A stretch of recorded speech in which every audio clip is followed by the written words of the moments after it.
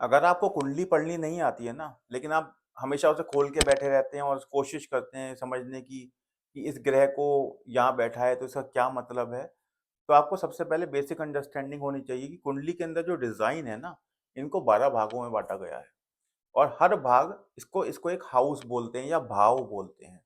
हर भाव को एक डेडिकेटेड वर्क मिला है, कोई भाव मेरा नेचर बताता है, कोई भाव मेरे माँ-बाप बताता है, कोई भाव मेरे जीवन साथी को बताता है, कोई भाव मेरी नौकरी को बताता है। इस तरीके से जीवन को 12 भागों में बाँट दिया गया है और हर भाग कुंडली के एक भाव यानी हाउस से दिखाया जाता है। तो ये तो हो गई कुंडली की संरचना। अब इसमें जो ग्रह बैठते हैं, तो मैं कैसे समझूँ कि ज सूर्य बैठा है, किसी भाव में सूर्य बैठा है, तो सूर्य क्या करेगा वहाँ बैठ के?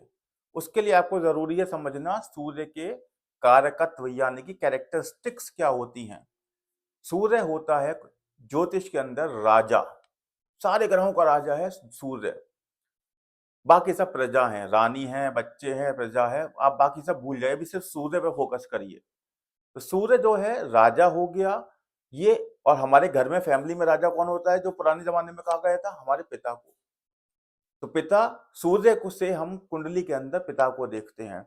जिस भी भाव में सूर्य बैठा हुआ है, वहां पर पिता से कोई ना कोई संबंध निकल कर आ जाएगा कि हमारे पिता की कैरेक्टरिस्टिक्स कैसी होंगी या हमारे पिता के पास कितना धन संपत्ति होगी, हमारे उनके जीवन में संतान का योग है नहीं है, उनके जीवन में संतान की सेवा से योग है नहीं है।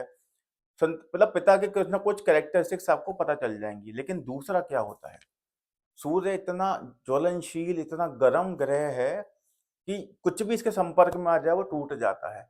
इसलिए इसको विच्छेदक ग्रह भी बोलते हैं। अब लेट्स से कि सूर्य मैंने लग्न यानी फर्स्ट हाउस में कुंडली के बैठा दिया, तो क्या होगा? सूर्य मेरे नेचर को ऐसा एरोगेंट बना देगा कि मुझसे लोग बात करना पसंद नहीं करेंगे, विच्छेद कर देगा। लोग ब्रेक दे देगा, मतलब दूसरे लोग मुझसे बात करना पसंद नहीं करेंगे क्योंकि मेरे अंदर एरोगेंस आ जाएगा। राजा के अंदर क्या होता है? एरोगेंस होता है, घमंड होता है, वही मेरे अंदर आ जाएगा। मेरे शादी वाले भाव में बैठ जाए, ठीक है, 7वां भाव होता है, उसमें सूर्य बैठ गया, जीवन साथी से विच्छेद करा देगा। ये कैरेक्टरिस्टिक है सूर्य की, इतना ज्वलनशील है, जहां बैठ जाए विच्छेद करा के मानता है ये। 4th हाउस में बैठ जाए, माता को हेल्थ रिलेटेड प्रॉब्लम दे देगा या माता ही नहीं देगा, माता को उन बच्चों के जीवन में माँ का साया या प्यार नहीं मिलेगा। माता जिंदा हो सकती हैं, हो सकता है ऐसी परिस्थितियां हो जाए कि अपनी माँ से ही दूर है बच्चा, पिता से संबंध दिखा देगा। तो सूर्य कुल मिलाकर मैं बोलूं तो कुंडली में ग्रहों का राजा है। इतना इसको क्रूर ग्रह या पाप ग्रह भी बोलते हैं क्योंकि ये विच्छेद कराता है। हमारी कुंडली के किसी भी भाव में बैठ जाए, जो कि हमारी ज़िंदगी के एक एस्पेक्ट को रेफ़र करता है, उस एस्पेक्ट में हमारी ज़िंदगी की कमी आ जाएगी। लग्न में बैठ जाएगा तो मैं घमंडी हो जाऊँगा, दुनिया मुझसे बात नहीं करेगी। 5th हाउस में बैठ जाए जो कि संतान का होता है, तो बच्चे नहीं होंगे। 7th में बैठ जाए जहाँ पर जीवन साथी देखा जाता है, तो मेरी शादी नहीं होगी या होगी तो डिवोर्स हो जाएगा। तो विच्छेद कराना ही सूर्य का काम है। सुनने में थोड़ा अजीब लग रहा है, लेकिन जब देने पर आता है ना, तो ये राजा भी बना देता है।